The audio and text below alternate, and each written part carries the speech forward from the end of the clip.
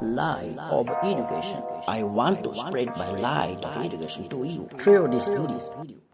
ভাৰতবৰ্ষৰ পৰা নিৰক্ষৰতা সম্পূৰ্ণভাৱে নিৰ্মূল কৰাৰ লক্ষ্যৰে কেন্দ্ৰীয় চৰকাৰে প্ৰৱৰ্তন কৰা শিক্ষাৰ অধিকাৰ আইন 2009 অনুসৰি ৰাষ্ট্ৰীয় শৈক্ষিক গৱেষণা আৰু প্ৰশিক্ষণ পৰিষদ চমুকৈ NCERT-য়ে নিৰ্ধাৰণ কৰি পুনৰ্গঠন আৰু উন্নয়ন সাধন কৰি প্ৰস্তুত কৰা পাঠ্যক্ৰম অনুসৰি অসমৰ শিক্ষা জগতৰ উৎকৰ্ষ সাধন কৰি এক ৰাষ্ট্ৰীয় মানৱ শিক্ষা প্ৰদানৰ উদ্দেশ্যে অসম মাধ্যমিক শিক্ষা পৰিষদ চমুকৈ সেৱাই অভিযোজনা কৰা আৰু অসম ৰাজ্যিক পাঠ্যপুথি প্ৰণয়ন আৰু প্ৰকাশন নিগম লিমিটেড চমুকৈ ASTPPCৰ দ্বাৰা প্ৰকাশিত নৱম শ্ৰেণীৰ বিজ্ঞানৰ অধ্যায় 1 আমাৰ চাৰিওফালৰ বস্তুবোৰ পাঠটি বিৱৰণৰ লগতে সম্ভাৱ্য প্ৰশ্ন আৰু ইয়াৰ উত্তৰবোৰৰ সবিশেষ আলোচনা অসমীয়া মাধ্যমত ছাত্ৰ-ছাত্ৰীৰ হিতাৰ্থে আগবঢ়োৱা হৈছে। এই ভিডিঅ'বোৰৰ মূল উদ্দেশ্য যাতে অতি সহজ সৰলভাৱে ছাত্ৰ-ছাত্ৰীসকলে কম সময়ৰ ভিতৰত শিক্ষা জগতৰ প্ৰতিটো খোজত মূল্যৱান বুনিয়াদী শিক্ষাৰ টোপোলাবোৰ বুটলি আগুৱাই যাব পাৰে আৰু আনটো উদ্দেশ্য হ'ল যাতে ছাত্ৰ-ছাত্ৰীয়ে ইলেক্ট্ৰনিক মাধ্যমৰ সঠিক ব্যৱহাৰ কৰিবলৈ সুবিধা পায়।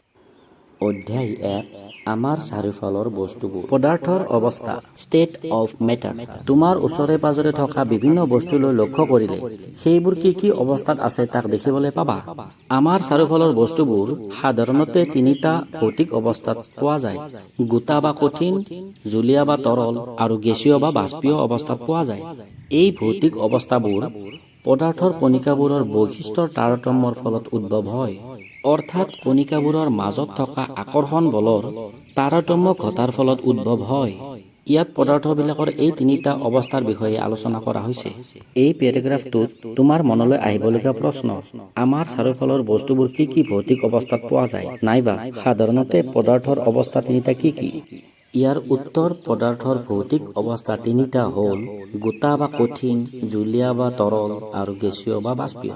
গোটা অৱস্থা দ্য সলিড ষ্টেট। এই কথা বুজিবলৈ এটা কাৰ্যকলাপ কৰিব পাৰি। কেইপদমান বস্তু যেনে এটা পেন, এখন কিতাপ, এটা বেজী আৰু এডাল কাঠৰ লাঠি গোটাই লোৱা প্ৰয়োজন। এই বস্তু কেইপদ বহী এখনৰ ওপৰত থৈ প্ৰতিটো বস্তুৰ চাৰিওফালে কাঠ পেঞ্চিল ঘূৰাই একোটা নক্সা অঁকা প্ৰয়োজন। এই নক্সাবোৰ চালে প্ৰতিটো বস্তুৰে নিৰ্দিষ্ট গড় বা আকৃতি বা শ্বেপ, স্পষ্ট পৰিসীমা, ডিষ্টিংক্ট বাউণ্ডেৰিজ আৰু স্থিৰ আয়তন ফিক্সড ভলিউম দেখা যাব। এতিয়া এই বস্তুবোৰ হাতুৰিৰে মাৰিলে পেনৰ প্লাষ্টিকখিনি ভাঙিব বা চেপেটা হ'ব, কিতাপখনত দাবি গৈ চিন বহিব আৰু বেজীটো চেপেটা হ'ব আৰু কাঠৰ লাঠিডাল হয়তো ভাঙি টুকুৰা টুকুৰ হ'ব বা কিছু দাগ বহিব। টানিলে এইবোৰক কোনো পৰিৱৰ্তন কৰিব নোৱাৰি। যদিহে মাত্ৰ এখন কাগজ লোৱা যায় তেন্তে ইয়াক টানিলে ছিঙিব, কিন্তু আটাইবোৰ পাত লগ হৈ থকা কিতাপখন ছিঙা সম্ভৱ নহয়, কাৰণ কণিকাবোৰৰ মাজত আকৰ্ষণ থকা বাবে ই টান হৈ বান্ধ খাই থাকে। আৰু এই বস্তুবোৰ পেলাই দিলে প্ৰতিটো বস্তুৰে বেলেগ বেলেগ শব্দ ওলায়, কাৰণ অণুবোৰৰ মাজত থকা বান্ধোন বেলেগ বেলেগ হোৱাৰ বাবে ইয়াৰ কম্পন বেলেগ বেলেগ হয়, যাৰ ফলত শব্দবোৰো বেলেগ বেলেগ হয়। আকৌ এই বস্তুবোৰ ইটো সিটোৰ মাজত ব্যাপন হ'ব নোৱাৰে, কাৰণ এই পদাৰ্থবোৰ কঠিন হোৱা বাবে আৰু অধিক বলেৰে বান্ধ খাই থকা বাবে ইহঁত এটাৰ মাজত আনটো বিয়পি নপৰে। বল প্ৰয়োগ কৰি ইহঁতক সংকুচিত কৰিব নোৱাৰি, কাৰণ অণুবোৰৰ মাজত ফাঁক কম থকা বাবে আমি হাতেৰে বল প্ৰয়োগ কৰি সংকুচিত কৰিব নোৱাৰোঁ। ওপৰৰ আটাইবোৰ বস্তুৱেই গোটা পদাৰ্থৰ ধৰ্ম। আমি দেখিলোঁ যে এইবোৰৰ নিৰ্দিষ্ট গড় বা আকৃতি, স্পষ্ট পৰিসীমা আৰু ধৰাবন্ধা বা স্থিৰ আয়তন আছে। ইহঁতৰ সংকোচনীয়তাও অতি নগণ্য। বাহ্যিক বল প্ৰয়োগ কৰিলেও গোটা পদাৰ্থই তাৰ নিজৰ আকৃতি সহজে সলনি নকৰে। অত্যাধিক বল প্ৰয়োগ কৰিলে গোটা পদাৰ্থ ভাঙি যাব পাৰে, কিন্তু সিহঁতৰ আকৃতিৰ পৰিৱৰ্তন কৰা টান, গতিকে সিহঁত দৃঢ় বা ৰিজিড। তলৰ কথাকেইটালৈ মন কৰি চোৱাচোন বাৰু। এই নম্বৰ, ৰবৰ বেণ্ড এটুকুৰাৰ কথা ভাবি চোৱাচোন। টানিলে ই আকৃতি সলায়নে? পিছে ই গোটা পদাৰ্থ হয়নে? বি নম্বৰ, চেনি আৰু নিমখৰ ক্ষেত্ৰত কি হ'ব? জাৰ এটাত থলে ই জাৰৰ আকৃতি লয়, ইহঁত গোটা পদাৰ্থ নে? চি নম্বৰ, স্পঞ্জ এডোখৰ, ইটো এবিধ গোটা পদাৰ্থ, তথাপি ইয়াক সংকুচিত কৰিব পাৰি, কিয় বাৰু? ওপৰৰ তিনিবিধ গোটা পদাৰ্থ এনেধৰণৰ।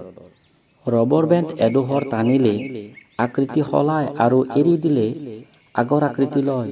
ইয়াৰ কাৰণ ৰবৰৰ অণুবোৰ এনেদৰে বান্ধ খাই থাকে যে ইয়াক এটা নিৰ্দিষ্ট অৱস্থালৈ টানি আকাৰ সলাব পাৰি। এৰি দিলে ই পুনৰ আগৰ অৱস্থা পায়, কিন্তু বেছি বল প্ৰয়োগ কৰি টানিলে ই ছিঙি যায়, আৰু কঠিন পদাৰ্থ হোৱাৰ বাবে এইটো ঘটে। চেনি আৰু নিমখৰ ক্ষেত্ৰত জাৰ এটাত থলে ইহঁতে জাৰৰ আকৃতি লয়, কিন্তু চেনি বা নিমখৰ প্ৰতিটো দানাৰ আকৃতি নিৰ্দিষ্ট।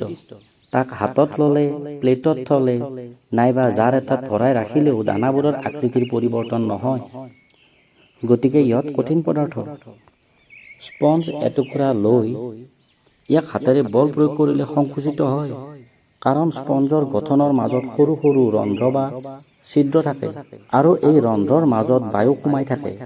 চাপ বা হেঁচা দিলে ৰন্ধ্ৰবোৰৰ মাজৰ পৰা বায়ু ওলাই যায় আৰু সেইকাৰণে স্পঞ্জডোখৰ সংকুচিত কৰিব পাৰি। অৰ্থাৎ স্পঞ্জ সংকুচিত হ'লেও ই এবিধ কঠিন পদাৰ্থ। এইখিনিতে তোমাৰ মনলৈ আহিবলগীয়া প্ৰশ্ন, কঠিন পদাৰ্থৰ কেইটামান ভৌতিক ধৰ্ম লিখা বা কঠিন পদাৰ্থৰ কেইটামান সাধাৰণ ধৰ্ম লিখা। ইয়াৰ উত্তৰ এনেদৰে লিখিব পাৰিবা। কঠিন পদাৰ্থবোৰৰ নিৰ্দিষ্ট গড় বা আকৃতি আছে। 2 নম্বৰ, কঠিন পদাৰ্থৰ স্পষ্ট পৰিসীমা আছে। 3 নম্বৰ, কঠিন পদাৰ্থবোৰৰ স্থিৰ আয়তন আছে। 4 নম্বৰ, কঠিন পদাৰ্থবোৰৰ সংকোচনীয়তা অতি নগণ্য। 5 নম্বৰ, কঠিন পদাৰ্থবোৰ দৃঢ়, ইহঁতক সহজে আকৃতি পৰিৱৰ্তন কৰিব নোৱাৰি। কাৰণ নৰখোৱা। ৰবৰ বেণ্ড এটুকুৰা কঠিন পদাৰ্থ, তথাপিতো ইয়াক টানি আকৃতি সলনি কৰিব পাৰি। ইয়াৰ উত্তৰ এনেদৰে লিখিব পাৰি। ৰবৰ বেণ্ড এডোখৰ টানিলে আকৃতি সলায় আৰু এৰি দিলে আগৰ আকৃতি লয়। ইয়াৰ কাৰণ ৰবৰৰ অণুবোৰ এনেদৰে বান্ধ খাই থাকে যে ইয়াক এটা নিৰ্দিষ্ট অৱস্থালৈ টানি আকাৰ সলাব পাৰি। এৰি দিলে ই পুনৰ আগৰ অৱস্থা পায়, কিন্তু বেছি বল প্ৰয়োগ কৰি টানিলে ই ছিঙি যায় আৰু কঠিন পদাৰ্থ হোৱা বাবে এইটো ঘটে। কাৰণ দৰ্শোৱা। চেনি আৰু নিমখৰ ক্ষেত্ৰত জাৰত থলে ই জাৰৰ আকৃতি লয়, তথাপিতো ইহঁত কঠিন। চেনি আৰু নিমখৰ ক্ষেত্ৰত জাৰ এটাত থলে ইহঁতে জাৰৰ আকৃতি লয়, কিন্তু চেনি বা নিমখৰ প্ৰতিটো দানাৰ আকৃতি নিৰ্দিষ্ট। তাক হাতত ললে, প্লেটত থলে নাইবা জাৰ এটাত ভৰাই ৰাখিলেও দানাবোৰৰ আকৃতিৰ পৰিৱৰ্তন নহয়। গতিকে ইহঁত কঠিন পদাৰ্থ। কাৰণ দৰ্শোৱা। স্পঞ্জ এটুকুৰা সহজে বল প্ৰয়োগ কৰি আকৃতি সলাব পাৰি, তথাপিতো ই কঠিন পদাৰ্থ। স্পঞ্জ এটুকুৰা লৈ ইয়াক হাতেৰে বল প্ৰয়োগ কৰিলে সংকুচিত হয়, কাৰণ স্পঞ্জৰ গঠনৰ মাজত সৰু সৰু ৰন্ধ্ৰ বা ছিদ্ৰ থাকে আৰু এই ৰন্ধ্ৰৰ মাজত বায়ু সোমাই থাকে। চাপ বা হেঁচা দিলে ৰন্ধ্ৰবোৰৰ মাজৰ পৰা বায়ু ওলাই যায় আৰু সেইকাৰণে স্পঞ্জডোখৰ সংকুচিত কৰিব পাৰি। অৰ্থাৎ স্পঞ্জ সংকুচিত হ'লেও ই এবিধ কঠিন পদাৰ্থ। জুলীয়া অৱস্থা, দ্য লিকুইড ষ্টেট। এই কথা বুজিবলৈ এটা কাৰ্যকলাপ কৰিব পাৰি। কিছুমান বস্তু যেনে পানী, হোৱা তেল, গাখীৰ, ফলৰ ৰস, ঠাণ্ডা পানীয় আদি সংগ্ৰহ কৰি লগতে বিভিন্ন আকৃতিৰ পাত্ৰ লৈ প্ৰতিটো বস্তুৰে পৰা 50 মিলিলিটাৰকৈ জুখি লৈ পাত্ৰবোৰত ভৰাই একো-একোটা দাগ দি লোৱা প্ৰয়োজন। আৰু এই জুলীয়া পদাৰ্থবোৰৰ অলপ অলপ পৰিমাণ লৈ মজিয়াত পেলালে এইবোৰ বৈ যাবলৈ ধৰে। এতিয়া যিকোনো এবিধ জুলীয়া পদাৰ্থৰ পৰা 50 মিলিলিটাৰ জুখি লৈ বেলেগ বেলেগ পাত্ৰত থৈ ইয়াৰ আয়তন লক্ষ্য কৰিলে দেখা যাব যে প্ৰতিটো ক্ষেত্ৰতে জুলীয়া পদাৰ্থখিনিৰ আয়তন একে থাকে। এই একে আয়তনৰ জুলীয়া পদাৰ্থ বেলেগ বেলেগ পাত্ৰত ৰখাৰ ফলত ইয়াৰ আকৃতি বেলেগ বেলেগ হৈ থাকে আৰু এটা পাত্ৰৰ পৰা আনটো পাত্ৰত ঢালি দিলে জুলীয়া পদাৰ্থখিনি সহজে বৈ যাব পাৰে। আমি দেখিলো যে জুলীয়া পদাৰ্থৰ নিজা আকৃতি নাই, কিন্তু নিৰ্দিষ্ট আয়তন আছে। সিহঁতক যি পাত্ৰত ৰখা হয় তাৰে আকৃতি লয়। জুলীয়া পদাৰ্থ বৈ যাব পাৰে, আকাৰ সলাব পাৰে, গতিকে ইহঁত দৃঢ় নহয়। ইহঁতক প্ৰবাহী ফ্লুইড বুলি কোৱা হয়। চতুৰ্থ আৰু পঞ্চম কাৰ্যকলাপত আমি দেখিছিলো যে গোটা আৰু জুলীয়া পদাৰ্থ উভয়ে জুলীয়া পদাৰ্থৰ মাজত বিয়পি পৰে। একেদৰে বায়ুমণ্ডলৰ পৰা গেছৰ ব্যাপন হৈ পানীত দ্ৰৱীভূত হয়। এই গেছ বিশেষকৈ অক্সিজেন আৰু কাৰ্বন ডাই অক্সাইড জলজ উদ্ভিদ আৰু প্ৰাণীৰ বাবে অপৰিহাৰ্য। আমাৰ পৃথিৱীৰ প্ৰতিটো জীৱই জীয়াই থাকিবলৈ শ্বাস-প্ৰশ্বাস ল'বই লাগিব। জলচৰ প্ৰাণীয়ে পানীত দ্ৰৱীভূত হৈ থকা অক্সিজেনৰ পৰা পানীৰ তলতে উশাহ ল'ব পাৰে। গতিকে আমি সিদ্ধান্ত কৰিব পাৰোঁ যে গোটা জুলীয়া আৰু গেছীয় পদাৰ্থ জুলীয়া পদাৰ্থৰ মাজলৈ ব্যাপিত হয় বা বিয়পিব পাৰে। জুলীয়া পদাৰ্থৰ ব্যাপন বেগ গোটা পদাৰ্থতকৈ বেছি, কিয়নো জুলীয়া পদাৰ্থৰ কণিকাবোৰ সহজে গতি কৰিব পাৰে আৰু গোটা পদাৰ্থৰ তুলনাত কণিকাবোৰৰ মাজৰ ব্যৱধান বা স্পেচ বেছি। এইখিনিতে তোমাৰ মনলৈ আহিবলগীয়া প্ৰশ্ন, জুলীয়া পদাৰ্থৰ কিছুমান ভৌতিক ধৰ্ম লিখা বা জুলীয়া পদাৰ্থৰ সাধাৰণ ধৰ্মবোৰ লিখা। ইয়াৰ উত্তৰ এনেদৰে লিখিব পাৰি। জুলীয়া পদাৰ্থৰ কিছুমান ধৰ্ম হ'ল: 1 নম্বৰ, জুলীয়া পদাৰ্থৰ নিৰ্দিষ্ট আকৃতি নাই, ইয়াক যি পাত্ৰত ৰখা হয় সেই পাত্ৰৰে আকৃতি লয়। 2 নম্বৰ, জুলীয়া পদাৰ্থৰ নিৰ্দিষ্ট পৰিসীমা নাই, যি পাত্ৰত ৰখা হয় সেই পাত্ৰৰ পৰিসীমাটোৱে লয়। 3 নম্বৰ, জুলীয়া পদাৰ্থৰ স্থিৰ আয়তন আছে, যিকোনো পাত্ৰত ৰাখিলেও ইয়াৰ আয়তন একে থাকে। 4 নম্বৰ, জুলীয়া পদাৰ্থবোৰ দৃঢ় নহয়, ইয়াৰ মাজত সহজে আন বস্তু ডুব যাব পাৰে বা ব্যাপন হ'ব পাৰে। 5 নম্বৰ, জুলীয়া পদাৰ্থৰ অণুবোৰৰ মাজৰ আকৰ্ষণ কম হোৱা বাবে সহজে বৈ যাব পাৰে। গেছীয় অৱস্থা, দ্য গেছিয়াছ ষ্টেট। তোমালোকে বেলুন বিক্ৰী কৰি ফুৰা মানুহ এজনে এটা গেছ চিলিণ্ডাৰৰ পৰা অসংখ্য বেলুন ফুলোৱা দেখিছানে? এই এটা চিলিণ্ডাৰৰ পৰা কিমান বেলুন ফুলাব পাৰি বাৰু তোমালোকে জানানে? আৰু ইয়াত ব্যৱহাৰ কৰা গেছবিধ কি? এই মানুহজনে এটা চিলিণ্ডাৰৰ পৰা ডাঙৰ বেলুন প্ৰায় 500 বা সৰু বেলুন হ'লে প্ৰায় 1000লৈকে ফুলাব পাৰে। আৰু চিলিণ্ডাৰত থকা গেছবিধ হিলিয়াম নাইবা কেতিয়াবা হাইড্ৰজেনো হ'ব পাৰে। কিন্তু হাইড্ৰজেন ব্যৱহাৰ কৰাটো বিপদজনক হোৱা বাবে হিলিয়ামে ব্যৱহাৰ কৰা হয়। এইখিনিতে এটা কাৰ্যকলাপ কৰিব পাৰি। 3টা 100 মিলিলিটাৰ জোখৰ চিৰিঞ্জ লৈ সিহঁতৰ মূৰৰ বিন্দাবোৰ ৰবৰৰ কাগৰ দ্বাৰা বন্ধ কৰি প্ৰতিটো চিৰিঞ্জৰ পৰা পিষ্টন কেইটা আঁতৰাই প্ৰথমটো খালী ৰাখি দ্বিতীয়টোত পানী আৰু তৃতীয়টোত চকৰ গুৰি ভৰাই ল'ব লাগে। এতিয়া পুনৰ পিষ্টন কেইটা ভৰাই ঠেলিবলৈ চেষ্টা কৰিলে দেখা যাব যে খালী ৰখা অৰ্থাৎ বায়ু থকা পিষ্টনটো সহজে ঠেলিব পাৰি। পানী থকা পিষ্টনটো কিছু লৰচৰ হয়, কিন্তু চকৰ গুৰি থকা তৃতীয় পিষ্টনটো লৰচৰ নহয়। এই পৰ্যবেক্ষণৰ পৰা আমি সিদ্ধান্ত কৰিব পাৰোঁ যে গেছীয় পদাৰ্থক চাপ দি সংকুচিত কৰিব পাৰি। অৰ্থাৎ আমি দেখিলোঁ যে গেছীয় পদাৰ্থবোৰ গোটা বা জুলীয়া পদাৰ্থৰ তুলনাত যথেষ্ট বেছি সংকুচিত কম্প্ৰেছড হয়।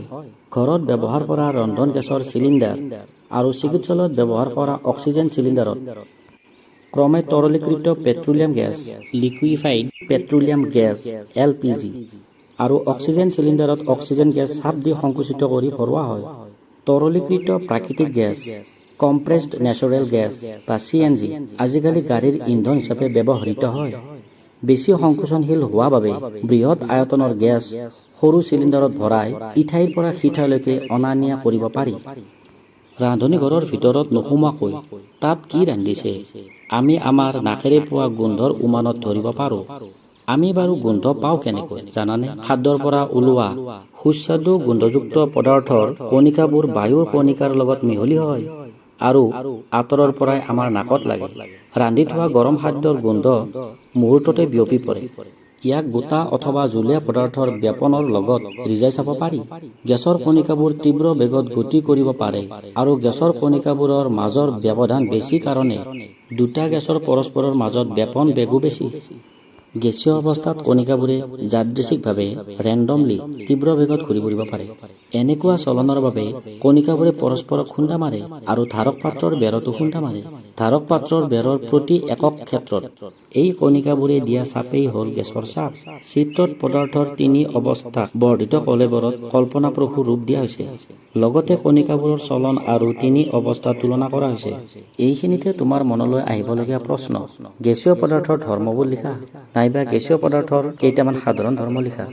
ইয়াৰ উত্তৰ এনেদৰে লিখিব পাৰি। গেছীয় পদাৰ্থৰ কিছুমান ধৰ্ম হ'ল যেনে 1 নম্বৰ, গেছীয় পদাৰ্থৰ নিৰ্দিষ্ট গড় বা আকৃতি নাই। 2 নম্বৰ, গেছীয় পদাৰ্থৰ স্পষ্ট পৰিসীমা নাই। 3 নম্বৰ, গেছীয় পদাৰ্থৰ স্থিৰ আয়তন নাই। 4 নম্বৰ, গেছীয় পদাৰ্থৰ ব্যাপন বেগ আটাইতকৈ বেছি। 5 নম্বৰ, গেছীয় পদাৰ্থৰ সংকোচনীয়তা আটাইতকৈ বেছি। আনটো প্ৰশ্ন, গেছীয় পদাৰ্থৰ সংকোচনীয়তা যে আটাইতকৈ বেছি এই কথা প্ৰমাণৰ বাবে এটা পৰীক্ষা বৰ্ণনা কৰা। ইয়াৰ উত্তৰ এনেদৰে লিখিব পাৰি। গেছীয় পদাৰ্থৰ সংকোচনীয়তা প্ৰমাণ কৰিবৰ বাবে 3টা 100 মিলিলিটাৰ জোখৰ চিৰিঞ্জ লৈ সিহঁতৰ মূৰটোৰ বিন্দাবোৰ ৰবৰৰ কাগৰ দ্বাৰা বন্ধ কৰি প্ৰতিটো চিৰিঞ্জৰ পৰা পিষ্টনবোৰ আঁতৰাই প্ৰথম চিৰিঞ্জটো খালী ৰাখি দ্বিতীয়টোত পানী আৰু তৃতীয়টোত চকৰ গুৰি ভৰাব লাগে। এতিয়া প্ৰতিটো চিৰিঞ্জৰ পিষ্টনটো ঠেলি বল প্ৰয়োগ কৰিলে চকৰ গুৰি থকা পিষ্টনটো লৰচৰ নহয়। পানী থকা চিৰিঞ্জটোৰ পিষ্টনটো কিছু লৰচৰ হয়। আনহাতে খালী অৰ্থাৎ গেছ থকা চিৰিঞ্জটো আটাইতকৈ বেছি সংকোচন হয়। ইয়াৰ পৰা আমি সিদ্ধান্ত কৰিব পাৰোঁ যে গোটা বা জুলীয়া পদাৰ্থৰ তুলনাত গেছীয় পদাৰ্থৰ সংকোচনীয়তা আটাইতকৈ বেছি। আন এটা প্ৰশ্ন, LPG আৰু CNGৰ সম্পূৰ্ণ নাম কি? ইয়াৰ উত্তৰ, LPGৰ সম্পূৰ্ণ নাম হ'ল তৰলীকৃত পেট্ৰলিয়াম গেছ বা লিকুইফাইড পেট্ৰলিয়াম গেছ আৰু CNGৰ সম্পূৰ্ণ নাম হ'ল তৰলীকৃত প্ৰাকৃতিক গেছ বা কম্প্ৰেছড নেচাৰেল গেছ। মৰমৰ ছাত্ৰ ছাত্ৰীসকল, আশা কৰোঁ তোমালোকে পাঠটোৰ এই খণ্ডটো বুজিবলৈ সক্ষম হৈছা।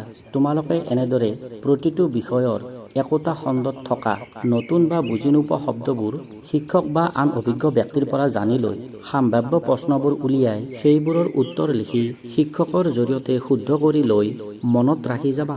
তেতিয়া নিশ্চয় তোমালোকে আশা কৰাতকৈ ভাল ফলাফল পাবলৈ সক্ষম হ'বা। পাঠটোৰ আন খণ্ডবোৰ আৰু তাত অন্তৰ্নিহিত প্ৰশ্নবোৰৰ লগতে প্ৰশ্নাৱলী আৰু অনুশীলনীৰ প্ৰশ্নবোৰৰ উত্তৰ লিখা পদ্ধতিৰ আলোচনা ছাত্ৰ ছাত্ৰীৰ হিতাৰ্থে আগবঢ়োৱা হৈছে। সেই ভিডিঅ'বোৰ চালেও তোমালোকে নিশ্চয় উপকৃত হ'ব পাৰিবা আৰু ভিডিঅ'বোৰৰ পৰা উপকৃত হ'লে তোমাৰ আন বন্ধুলৈ পঠাবা বুলি আশা কৰিলোঁ যাতে তেওঁলোকো উপকৃত হ'ব পাৰে। ধন্যবাদ।